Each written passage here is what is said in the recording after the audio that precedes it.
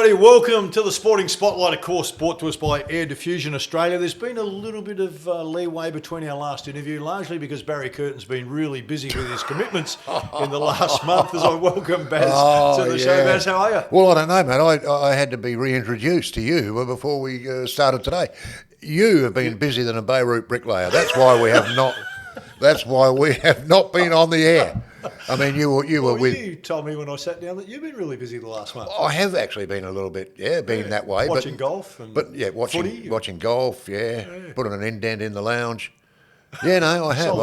Solid indent. It has, because I've been watching one of my favourite ever sporting events, which is the Ryder Cup. I love the Ryder Cup. Is there a segue in this? Where are you heading with the Ryder Cup? No. I just think that if you look at the numbers of people that watch the Ryder Cup worldwide, not just me sitting at Happy Valley there, it's an amazing event, and it always has been. It's something that they don't do a lot of in golf, which is the match play, which people love, and the players love it. You've got to remember, golf's a very individual game. It had a spectacular finish, though. But it always does, Phil. You know, it's just amazing. It's funny you say that. It was the Monday. I didn't watch overnight the singles because I think it was 11.5 to 4.5. So they're gone. They're history, because the Europeans only needed 14 points or whatever. So it was history. There was 12 singles matches for the last day. America virtually had to win 10 of them or whatever, which was not going to happen. So I said to Shelley... Unlikely. I said to Shelley, I'll only be here for an hour or so, because I put on the replay from the start. Bang, I don't know any result. It's great viewing. So I said to her, look, don't worry about it. The Europeans will win a couple early and the thing will be over, and I won't watch the rest. I'll just let it slide. I was there all day. All day. She kept coming and going, have they won yet? I said, no. Are you sure? She didn't believe me. How's that it was time glass working for you, mate? Hour and a half. It was incredible the way the Americans fought back. Yep. The only sour note of the whole thing was the crowd behaviour, which is expected in America. I mean, they're terrible. They're great sports people. Yep. But when you get people who don't understand golf going to golf, that's where you get your problems. So 90% of them are fine. But when the Europeans are saying that they were upset by it all, it takes a lot to upset a bloke, whatever. But there were some personal things that were being said in the crowd. It was just terrible. But the atmosphere, what happens, Phil, is it's a very individual game, golf. When you play every weekend, you're playing for yourself. You're playing for your living. So you're not playing in a team environment. It's you versus the rest of them. The players love the Ryder Cup because it's a team event. So on day one, I get partnered with Phil Smythe, and out we go in the doubles in the 4-ball against a couple of Americans. And next day, they change the teams again. It's another, best ball or whatever. So you're playing with your teammate. So I drop a 40-foot putt and whatever to win the hole, and it's fist pumps and high fives between the two. It doesn't happen normally on the golf course. Yep. So the viewing is fantastic. And it always has been. And it rates its absolute... Bejesus off. Yes. Yeah. It rates... Yeah. Thank you, mate. You just bailed me out beautifully out there. But it does, and because it's massive. It's only every 2 years. And I think it goes to Limerick in Scotland, I think, next up, the Europeans, whatever. But I can't wait for it. And I've been saying for months to Shelley, Ryder Cup's coming. The golfer, my son Alex, who's a golfer, he rang me the other night and said, Dad, tell me please that you watched the Ryder Cup. I said, I didn't miss a ball, mate. Did not miss a hit of the Ryder Cup. It's just such a great event. And the crowds, it's massive. It's just, but spoilt by a bit of crowd behaviour. But as far as a sporting spectacle, unbelievable. Just unbelievable. Was there any part of it that you thought wasn't quite right? No. What about apart from the crowd. What about the finish? The finish? The finish. No, the finish was brilliant. Player that makes a shot, over, can't get to his teammates. Oh, now that's another point. And that's a point I was going to bring up with you, because you were a part of this on the weekend. A golfer? Look, people can... Please don't come at me here. Cameron Young the American, who played the first match of the singles on the Sunday. Yep. Or on the Monday, whatever it was. He wins his match. So America have got one. They're a chance. Now, I know they've got. He's firing They've up. still got $1 million to get, but that really they needed that first point. They needed that first point. And they got it through Cameron Young. Now, Cameron Young turned to his teammates when he won the hole to win the match. And he sort of headed to him, and he was cut off by, look, it would be his wife, I would think, or girlfriend or whatever. Partner. Before he got to his teammates. So she's run onto the thing and given him a big hug. And you could see by Cameron Young's face that it was like a shock. It was like, what are you doing here? Type thing. I'm not saying that she shouldn't be there, No. but it was that trying to get to my teammates because that's what we're here for. Yep. And he was interrupted. Now, that happened quite a bit, and I thought to myself, there's got to be a bit of a time and a place for this. I mean, they're great support, don't get me wrong, and I can see all the girls there going, oh, you're a misogynist, which annoys the hell out of me because I'm not. But I just don't think that's the time. The time when you win a match like that, like you win the grand final, and I saw it happen again straight after the game in the Brisbane win in the grand final, which you were a part of. I didn't say you came out and kissed anybody, but not that I saw anyway. I'm trying to remember, but yeah, that's right. But that happened. There were people. There were the wives. Quite a few people have mentioned it to me since. Running onto the ground straight after the siren. Yep. Now, I think that straight after the siren time is time to give your teammates a hug. Is it the guys that you've gone 23, 26 games, 26 rounds of football together with to get to that position? So the first one you want to hug is the first player you see. The first guy that you see, you just jump on him. That's been going on for 100 years. It didn't happen so much in the Brisbane game because there were a lot of wives around and whatever. But you could see by the players' faces they were looking for teammates. Yeah, it's a really good point. A lot of people have mentioned it to me straight after the game. Well, I won't say straight after, but 4 hours after, and the next day certainly a lot of people mentioned saying what was the reaction out there. And to be honest, I in the moment you don't notice it, and then I've seen some of the footage afterwards, and you go, and I understand what you're saying, and it's a really emotive moment for everyone. Yes. But I think what gets lost in it is that the point you made, that it's not often just 1 year. Sometimes it could be 8, 9, 10 years before you get that grand final win. Exactly. But the other thing is that I understand that the families have been massive supporters of the players and partners, and they want to engage in that moment. They're caught up in the moment too. So it's a moment everyone gets caught up in. So I want to put them into moments. Yeah. And we talk about moments in sport that define wins and losses, like you were talking about the Ryder Cup before. So straight after the game, there's this raw emotion running through players that they want to share it with the guys that they've spent every day at work at, 7 days a week, or be it a year, be it 2 years, be it whatever the number may be. Yep. And you go, they look to each other and they want to embrace. It's a raw, emotive moment. Yeah. And then all of a sudden, that moment's been dealt with. I've hugged the 5 or 6 guys that were close to me. Yeah. And okay, now I've calmed down. I'm put it back in perspective. Now I see my wife or partner or kids. Now I want to rush to them. Yes. But to have them both collide at the same moment, it's really difficult for the players because, I haven't surveyed it enough to answer how the players felt about it, but from experience and what I've seen and what I've watched is I just want that moment with my teammates. Exactly. It doesn't mean I don't love my wife or I don't love my partner. It's just a moment that I will get once in my lifetime to win a grand final with these guys. Yeah. And that's probably been in my head since I was 4 or 5 years old, kicking a footy out the back or a basketball or soccer ball, whatever the team sport that you played is. That here I am, I've made the shot, and we've all done it. I've made the shot that's won us the grand final or the gold medal or whatever. And so my teammates are around me and we're all hugging each other. Yeah. At 5-year-old, you're not going, I'm giving my wife and mum a hug. Yeah. It's my teammates, and that's ingrained in you. So I think that's part of it. I don't know the answer whether it's just no one else gets to get out on the ground except for the playing staff and coaches, etc. 20 other blokes that have not playing in the game, that have been in the reserves, that have been at training, making you better. So there's already 40 or 50, 60 people just involved in that number. That's right. Before you bring out wives and kids, which now balloon it out to 100. Yeah. So I think... I I think the change rooms afterwards, when you go into the rooms, is where you catch up with the family.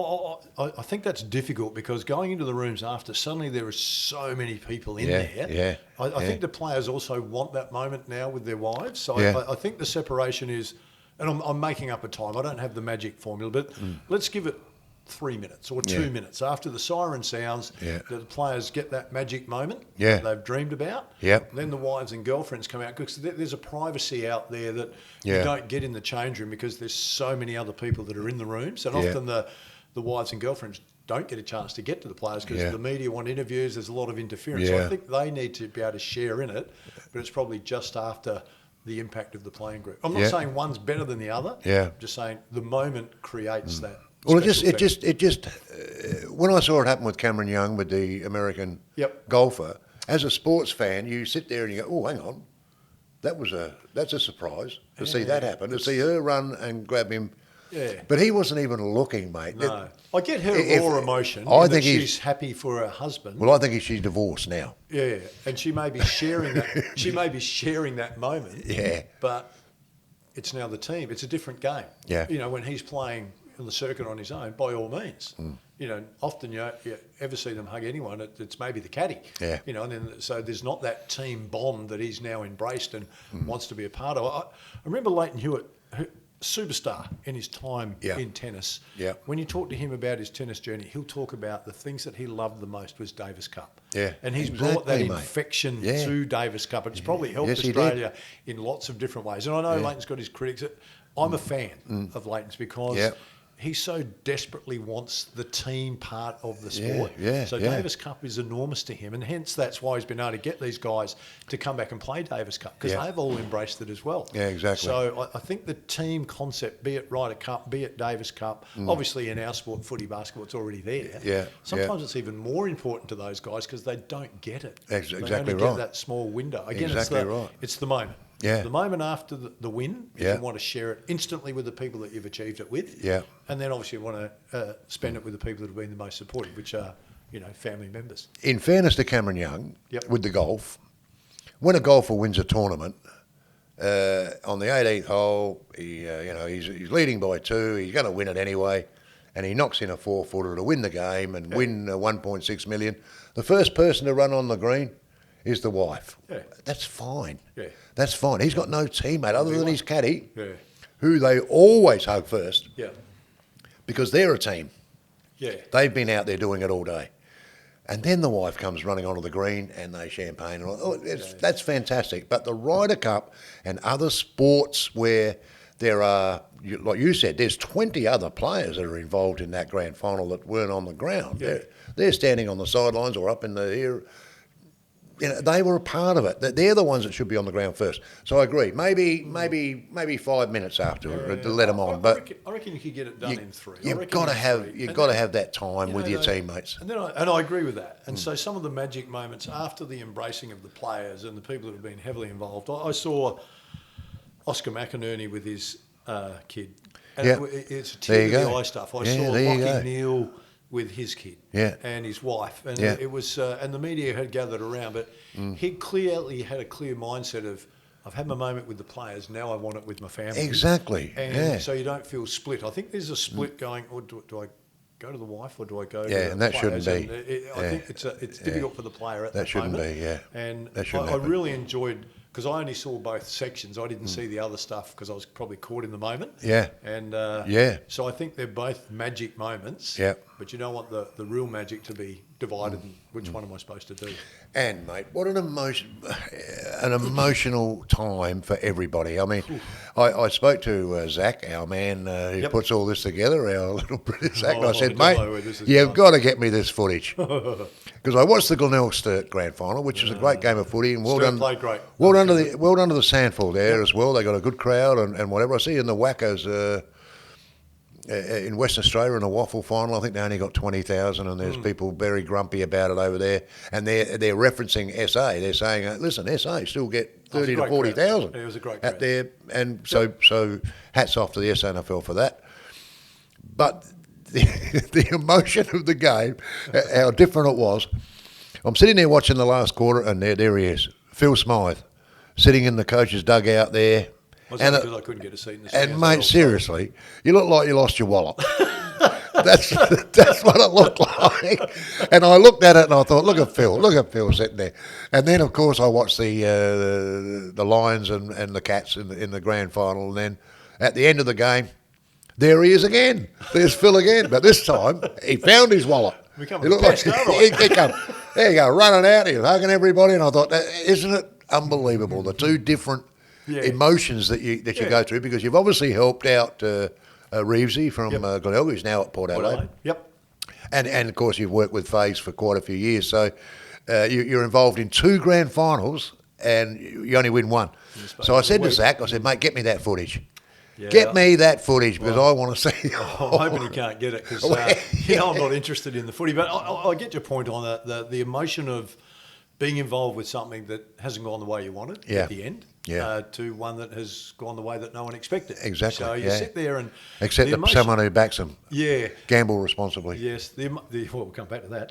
The emotion with Glenelg is obviously they'd won the previous 2 and they were trying to get 3 in a row, which the club hadn't achieved before. Yeah.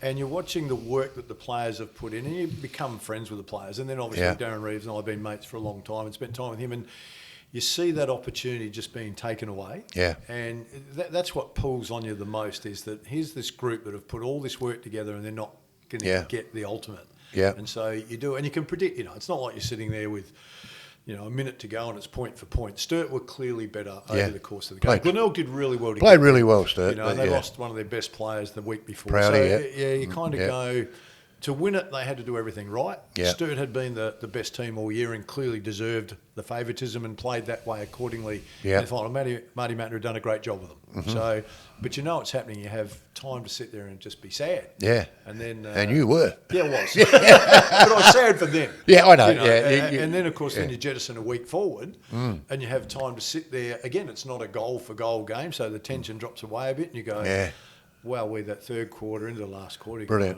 Going, what happened here? 11 goals to nothing. And that was superb. It was just an unbelievable passage of footy for a journey with a lot of injuries, the difficulty in getting there, the connection with the players over 7 or 8 years, obviously the relationship with Fags and the other assistant coaches. It all comes into the mix and you start to get pretty emotive for them. Yeah. But, you're happy for yourself, but the big picture is those guys. Yeah. And then, of course, you can see that's where it's going and you're trying to take it all in. Yeah. And then you got 20 blokes running at you, mate, that are all bigger than you, that, one of them gives you a hug and you feel your ribcage going inside out.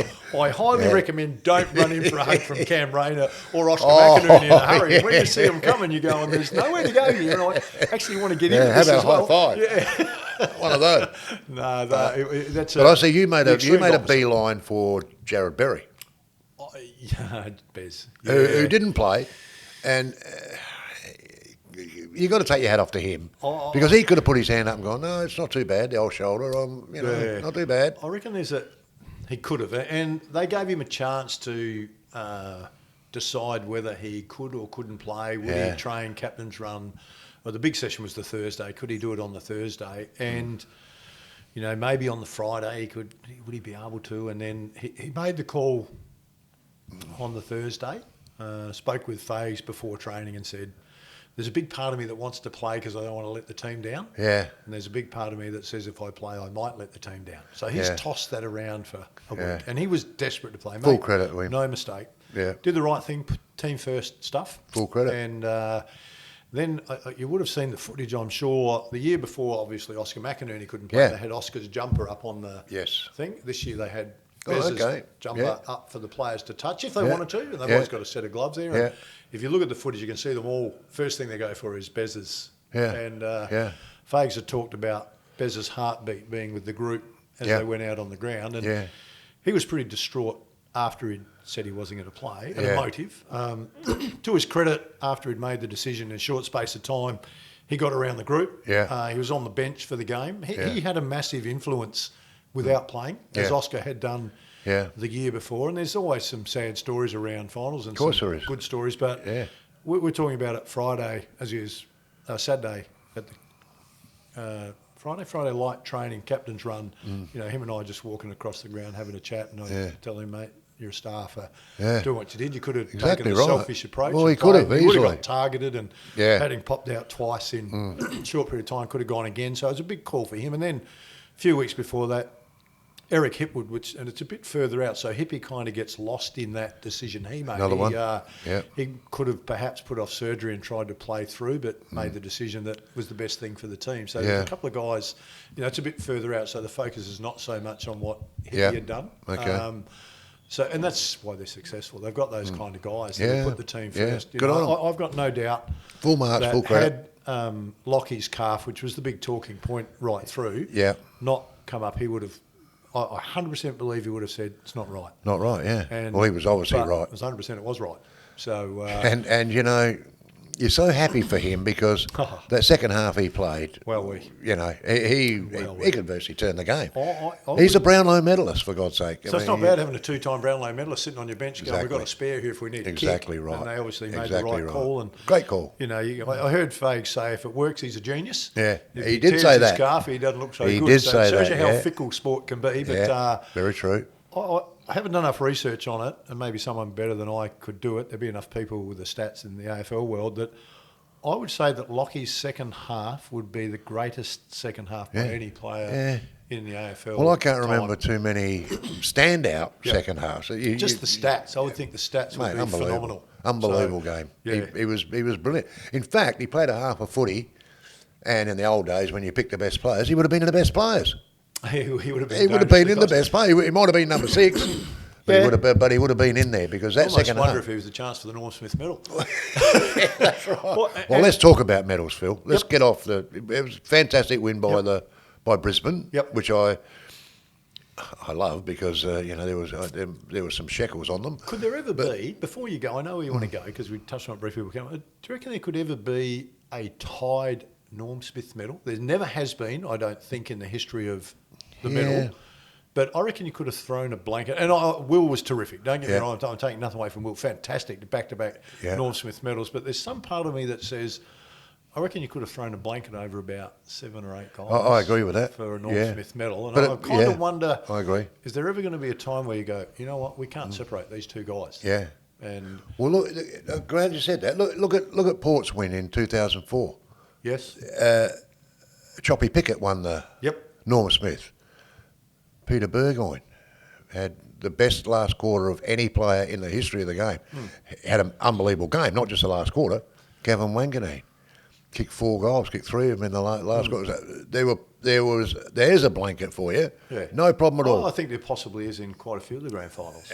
Quite funny because the Port boys always hop into Choppy about winning that Norm Smith. Yep. Peter Burgoyne in particular. Always hopping into him. So when we did the Indigenous night at the club one night, I had Choppy Pickett on stage, who's a very funny man, by the way. He's a terrific guy to have on stage because he'll say something or he'll do something that is funny. He's a funny man. He brought along with him, he said, look, I'm going to hand back a medal. He went, well, hang on. He said, I've decided that it wasn't me that won that medal, the Norm Smith. It was Peter Burgoyne.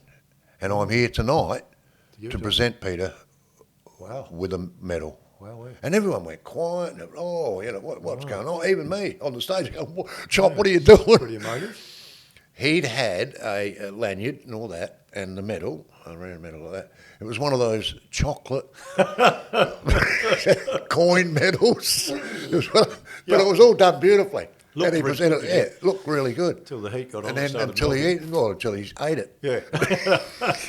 But I agree with what you say there. Harris Andrews was a standout to me, and there was a few others. Tim McCluggage was pretty good, mate. So we talk about medals. Let's talk about medals. Yep. Matt Rowell winning the medal. The Brownlow. Winning the Brownlow, which I thought was best and fairest. And didn't win the club best and fairest. I think that's happened. I think that's happened before. That's happened a little bit before. The voting system we need to talk about because they're saying about the umps now that maybe they shouldn't do it and whatever, or let's give them the stats. I've never been a stats man. Agree. I've never been one that is impressed by 32 stats because I want to know where those stats go before I start. Exactly. That's what I want to know because we had a player at Port who used to rack them up and whatever. And anyway, we won't. Yeah, exactly. But and they just went nowhere, those stats. But anyway, I looked at the game between Melbourne and St Kilda where Nasiah, Wangareen, Miller only got 2 votes, and everybody in that room laughed. Yes. If you watch the Brownlow, they were all laughing. Even the Melbourne players were laughing on their table. Yep. And the St Kilda boys are going, oh, what? But if you look at that game, because I did, they were 40-odd points down going to third quarter. They were getting slaughtered, St Kilda. Yep. Jack Viney, who did get the 3 votes, was brilliant. For 3, 2.5. Was 3, even in the last quarter, he had some touches and whatever when they were getting belted off the, St Kilda come flying home. And Wanganeen Miller's last quarter was just outstanding. Brilliant, of course. But do you win 3 votes by playing 1 quarter? He didn't have a bad game. I'm not saying that his other 3 quarters weren't good as well, but they weren't anywhere near what Jack Viney did. And Melbourne did. Melbourne were 40 points up, couldn't be beaten. Ended up getting beaten. So there's your emotion after the game. So they look at that and go, oh, well, Wanganeen Miller, well, what a 3-voter, you beauty. No. So the umps maybe, on this occasion, got it right. And when I saw the Brownlow, I even went, whoa, because I saw that last quarter. Initially, yeah. And I thought, oh, hang on. But then, no, hang on a minute, they were getting belted. I'm going to have a look at, I'll re-look at that game to see what happened. Which I did. And to me, if I was putting the votes in afterwards, I would have had Viney up there. No problem at all. So let's not jump on the umps here. But should the umps do the job, Phil? Should the umps do the job after the game? Should they be doing the 3-2-1, or should you have 3 blokes in the stand? Oh, well, maybe 2 blokes and a woman in the stand doing the votes? It's a really good question, is it? So I'll answer that, but the first one is that you were talking about then is often if I say to people, or people say to me, especially if it's a close game and you win by a kick. Yeah. Oh, geez, that kick that Barry Curtin did that won us the game. How good was he? Yeah. He's had 3 kicks for the game, but that was one of them. That's they right. would give him the votes for best on ground. Yeah. So if you use the Brisbane game, for example, it's level at half time. Yeah. If I say to you, who do you reckon the best players were? This is after the game. I say to you, who do you reckon the best players were in the first half? Now, unless you're a student of the game and you're watching it carefully, you go, oh, geez, I don't really remember. Oh, Harris Andrews was okay, wasn't he? And did Hugh McCluggage do it? You know, they've got it's a deep think into going back to the first half. Of course it is, yeah. If I say to you, who are the best players in the last 10 minutes of the game? Oh, gee, he was great. No, wasn't that great? And that was great. Because that's what we remember. Yeah. Because it's the end. It's easy to remember something at the end versus the finish. So now we hear it a lot in sport, and I'm a believer of this in sport or business. Stay in your lane. Yeah. Stay in your lane. Don't get into other lanes, in your lane.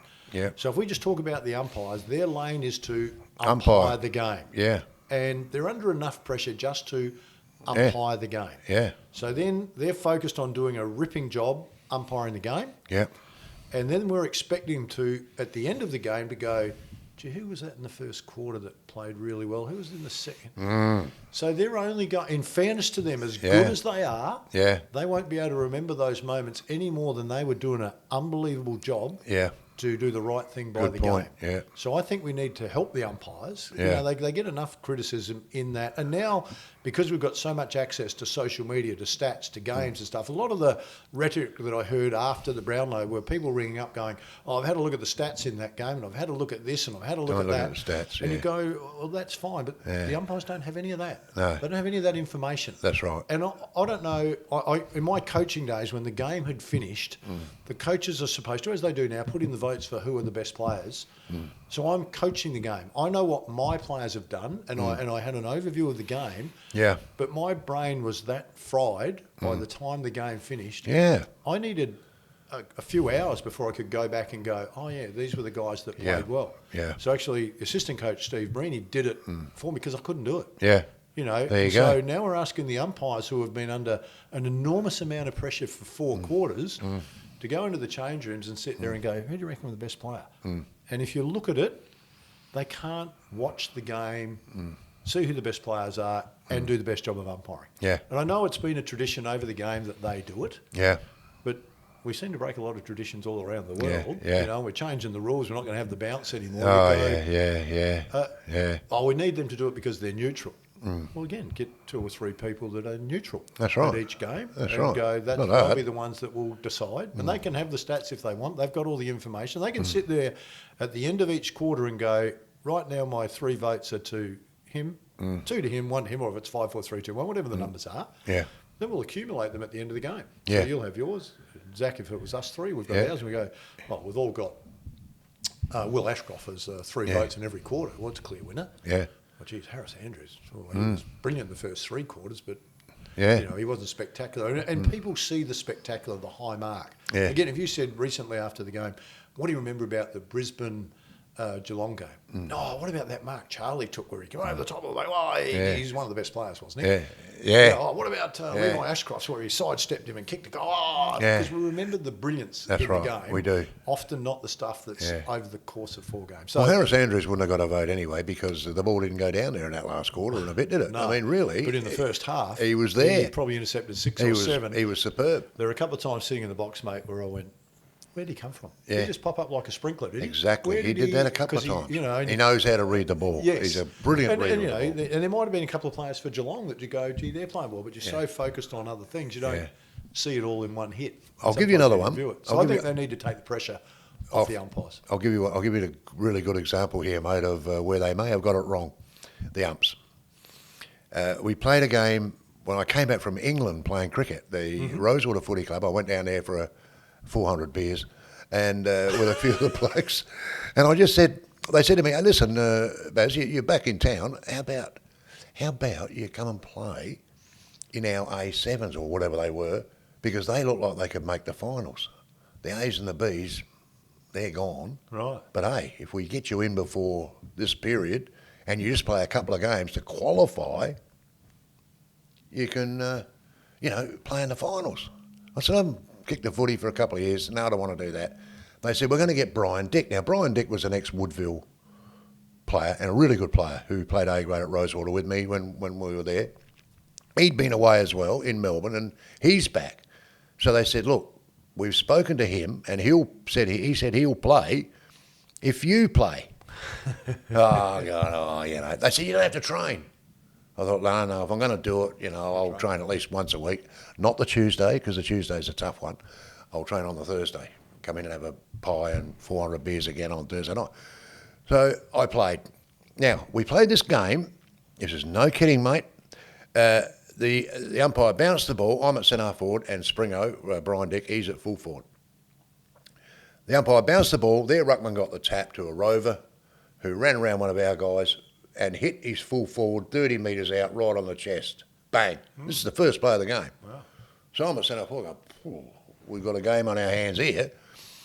We kicked the next 43. Yeah, now, here's where it gets really good. The votes after the game, from that game, Brian Dick at full forward has kicked 28 goals, 9. So he's had 37 shots at goal. Fair chance he's in there.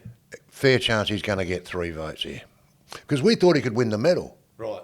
That's how he kicked, in half a year, he kicked over 100 goals. He was massive, right? 1 vote, Billy Bloggs, Rosewater. Well played, Billy. 2 votes, B. Dick, Rosewater. Everyone's gone, what? 3 votes, B. Curtin, Rosewater. It's just a look. Now, mate. It's because you're spectacular. No. It was set, mate. It was right. Come on. Yeah. You thought you should have got 4 votes. Well, I think I should have got them all. Yeah. But that's how ridiculous I'm saying, Phil. How it can get out of hand. There is no way in the wide world that guy would not get 3 votes. I agree with you. No way. What I thought happened was, right at the very death of that game, I marked just outside the 10 metre square or whatever in the goals. And the guy on the mark, he was there. And I said to him, mate, look, don't be down because you are the best mark stander I've ever played against. You're very good at it. Put your hands up and all that sort of stuff. Yeah, he wasn't happy. He got to you. So he's standing like this on the mark, and Springo, Brian Dick, he's leaning on the goalpost. So I've sort of gone back and I've gone, hey, Springo. And he looked up and I went, boink. Over to him And he kicked a little goal. And I thought, the ump must have thought afterwards, he's a nice bloke. He got most of He's a good bloke. He's a good bloke, So yeah, he gave me 3 votes. This is how silly it is. But the Matt Rowell one, not winning the BNF and winning the Brownlow, I didn't mind it, mate, because I think he's a fantastic player. So do I. I'll take nothing away from him. But I think what it shows you is that we go into a game as coaches and we ask players to do certain things. And if they do certain things, the team wins. Yeah. Well, the umpires they're not privy to that information. That's right. So they don't know that. So that's the first part that's really, and that's why you see the discrepancy a lot over when clubs give their 5, 4, 3, 2, 1 or vote against the, you line them up, you'd see quite a difference because we've asked certain players to do. So if they don't do that, it's a lot more difficult. And some of it's not going to be pretty. You know, can you take Barry Curtin out of the game, keep him goalless if you can do that role. Impossible. That's massive for us to win. Next week he's not a tagger, and I'm using that term loosely. Yeah, sure. Then he's done his job for us to win. Yeah. I think the other one with the umpires and the people that say it's okay for the umpires to vote, it's like, go and umpire a game. Go and umpire a game. Yeah. And see how difficult it is to umpire. Yeah. And then assess at the end who's played well. Yeah. Then you get an idea of where they're at. Yeah. Because even as coaches, we can assess. Well, obviously the AFL coaches can, the NBA, the elite coaches can assess quickly, but sometimes they don't have that information. Yeah. So it's never going to be a perfect formula. But again, you're asking them to do too much, and we're so critical of them, they make a mistake. We're rarely critical of, if you look at the scoreline at the end of a game, it's 10 goals, 11 to 12 goals, 9. Yeah. Well, there's 9 mistakes there, and 11 they didn't kick a goal. Yeah. Well, no, it's okay to miss a goal occasionally because it's at a different angle. And well, mate, sometimes the umpire's vision's blurred. He can't see around players, so he's got to go. This is what they get enough criticism. Then at the end of the year, when we're trying to recruit more umpires or encourage them to keep going, they come into this barrage of criticism about the votes they've given, which is unfair. Yeah. That's just how I see it. I think I agree, mate. It's a tough gig to then ask them to do more. Yeah, I agree. But then if you pick 3 people, they say, right, we're going to have Phil Smythe and Billy the Goose and Bob Smith up there in the grandstand doing the votes. Hey, hang on a minute, I know Phil Smythe. Yeah, no, he's a Collingwood. He likes Collingwood. I know he does. That's what's going to happen. Well, then don't get them to vote. You're saying neutral people. Just don't get them to vote on the Collingwood game. So you could take players that I might have... And there's always some... But I mean, you can't... But the Collingwood people don't like Carlton. But you can't think that the umpires haven't got a team that they have supported as kids growing up either. So there's always going to be the accusation of bias. Yeah. I just think for the long-term future of the game, to get the best umpires... to focus on their job and not load them up with other stuff, take away the stuff that's difficult. That's really difficult. I'm not saying they're not capable, but again, how do I see the whole ground? When I'm watching a group of players, is there going to be a melee breakout? Is there a guy punching a guy in the back? Is there something going on? I'm watching that. I don't see the brilliant play that Hugh McCluggage just did. Yeah. The other umpire might. That's true, yeah. That's a good point. That's a good point. I have to see what's going on in the area that I'm in, not the whole game. So they see areas, not the whole game. Yeah. Well, look, mate, I couldn't agree more. But I just wanted to make my point about the Matt Rowell one and also the Nasai Wanganeen Miller. To say, get off the umps' back. Get off their back here because they've got a tough job and you just... Have a go. If you reckon it's that simple and it's that easy, go and have a go. Go and put the pick any get the whistle. Senior game you like. Don't pick a junior game. Pick a senior game from Division 7, Div 1, SAFL. See how you go. Yeah.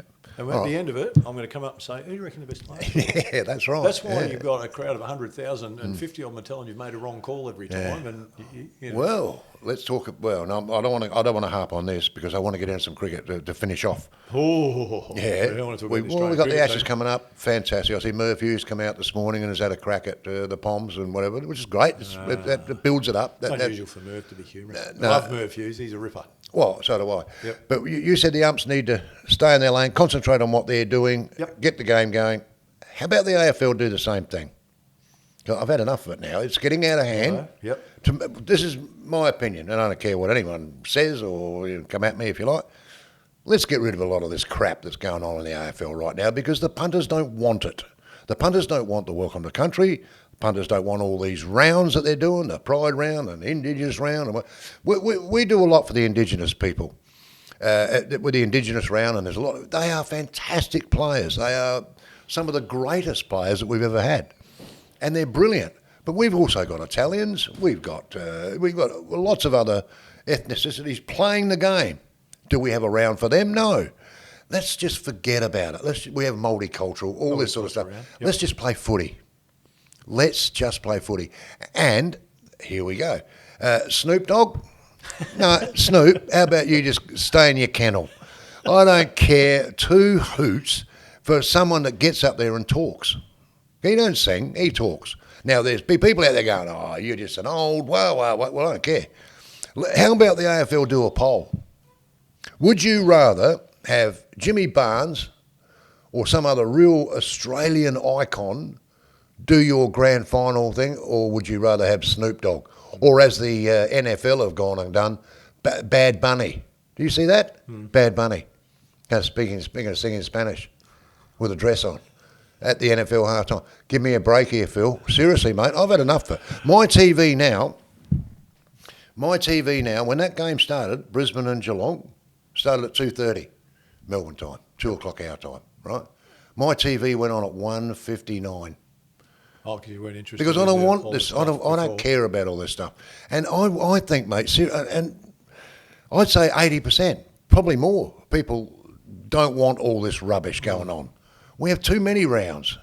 Play football. That's what you need to do. It's really play football. Footy's become a bit of which we've stayed away from for a long time, any kind of politicking in That's footy. Right. Get it out. And we don't need it. That's what you're saying. The one with Snoop Dogg versus Jimmy Barnes, and I've heard a lot of people, and I'm a bit with you on, surely we've got enough Australian talent here. I only use Jimmy Barnes as no. But what I see on a bigger scale for AFL, and I don't know this, I've not spoken to the decision makers, but I sit back and look, I think what they're trying to do is engage the international market. We already do that, Phil. But not if you had AC/DC. If you had, so Snoop Dogg is a divided. Some people like the rap, some people don't like the rap. So if you speak to some people, they thought he was great. Some people thought it was too Americanised. Some people didn't like it at all. Robin Williams, everyone loved Robbie Williams. Yeah. Everyone loved Katy Perry. Everyone thought Kiss were terrific. We know Meatloaf didn't work out. So every now and then you get one wrong. But I think the bigger picture on that is they're trying to engage more people coming to watch the start of it to then watch the game to go, oh, I like this game. You know, I'm in America going, or I'm in Europe going. It's already big, Phil. But they're already trying to grow it, mate. They're trying to grow it more. Yeah. So you have to attract people. It's already there. So the game itself, internationally, is big, but they're trying to attract big corporate sponsors. They're trying to attract. So I go to. Man, I can't see Snoop Dogg attracting too many sponsors, except for maybe a Bob Marley or something like that. I go to a European country who a big corporation, and I can't think of one off the top of my head. And I say, look, we're really interested in you picking up a package here to get involved in the AFL. Yeah. I don't really know anything about AFL. Yeah. Oh, well, Snoop Dogg's the lead act. Oh, Snoop Dogg. Gee, it must be pretty big if you've got Snoop Dogg. Yeah. Oh, we've got Jimmy Barnes. I don't know who Jimmy Barnes is. I haven't heard of him in Europe. So I think, and I'm just using that as an example. We're trying to get into the Asian market. So I think there's a bit, again, I'm guessing that. Yeah. So I get why they do it. I'm a bit like you. I'm an Aussie, so I want to see Aussies. Yeah. So I'm going to a bit of both. But Snoop Dogg, I think at the time, again, it's a mixed bag because he's divided. Again, if it was AC/DC that we're going to have here at the V8. So I've heard more people say to me, I'm going to the V8 so I can see AC/DC. Exactly. I'm going to the V8 to see the race. Man, exactly. So you go, if you put your argument forward, you go, they're massive, why mate. have they got Jimmy Barnes versus AC/DC? Yeah. So I would imagine, and again, I don't know the numbers, AC/DC might 20 million maybe to perform at the AFL, and They're Snoop massive, Dogg wanted 10 million. I don't know the numbers, or they're not available because they've already got their... One of the biggest stuff. Australian acts of all time. I think that part, and I think you're right, I think there just needs to be... We're talking about changing the rules. The bounce has gone out now. Yeah. So, okay, let's have a look at how we get this part better. Yeah. What are the majority asking for? I'm not saying you don't cater for the minority, but let's do a poll. If the majority is saying this is what we want, then let's not be stubborn and stay with this. That's right. Go, let's what's do a poll, mate. For the fans. Do a poll with the fans. Because they're the one. I know the corporates. Well, then just do a survey amongst the corporates and ask them what they want. So, but I think I know that takes time. Yeah. And again, we're evolving. Things are moving. It's always fluid. It has a period where that has had value. Yeah. Now it may have gone past the value. Yeah. And it's actually becoming a negative, and you go, we're better off getting it out because it's actually not helping anymore. Yeah. So I think they need to be aware how quickly things move and change. Don't stay too much with it. Okay. All right, time for us to go, mate. Cricket? Cricket. Oh, let's do a quick one. Very quick one. I heard Justin Langer talking the other day, mate, and I'm interested in you, obviously, with a great cricketing background.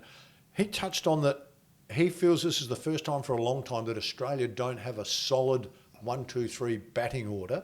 And he's just come back from England where he's been coaching in the hundreds over there, saying that all the talk in England is about how fragile the Australian opening 1, 2, 3 are because they're not solid. Yep. Their whole structure's being built on to attack that. Yeah. To win it. Do you agree with where? I agree wholeheartedly. Our top order not looking good. Yeah. And they keep talking about Sam Constas, who made that 50 against Jasprit Bumrah, where he ramped him a couple of times. But if you go back and look at that, he played and missed at the first 4 balls he faced. Didn't make a run at all after that. Not Alan Langer. No. The jury, I think you said Justin. Yeah. The jury is still out for me on him.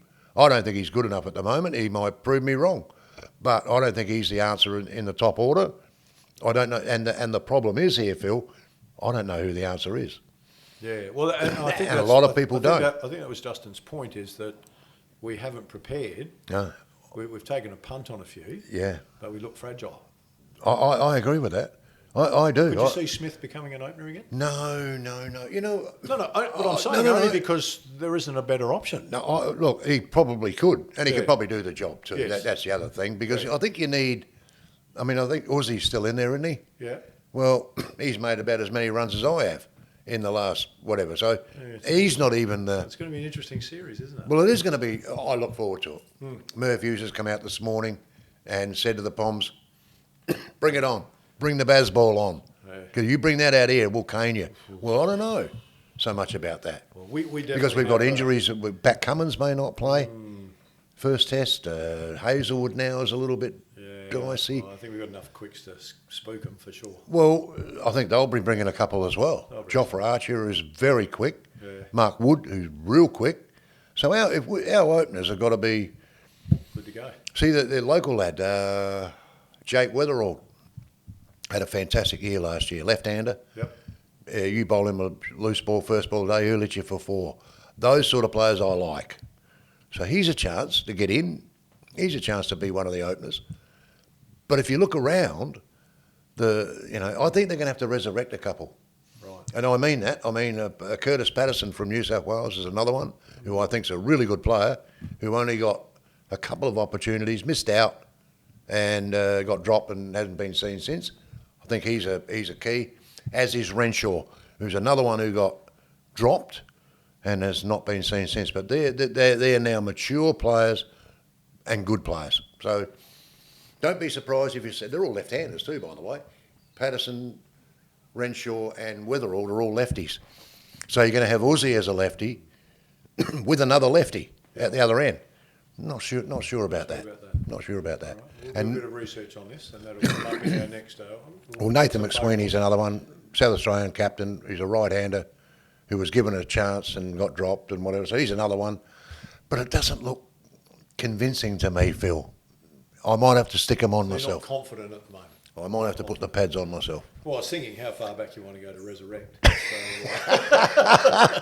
Personally, I would have gone with Greg Chappell, but no, it's still available, mate.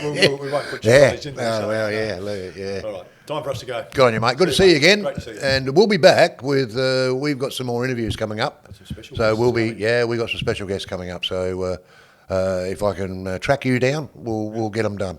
Look forward to it. Good to see you. See you, mate. Now, folks. Get up, mate. And we're doing all the time. Like, share, subscribe. That really helps us out. Don't worry about what that says. Like, share, subscribe.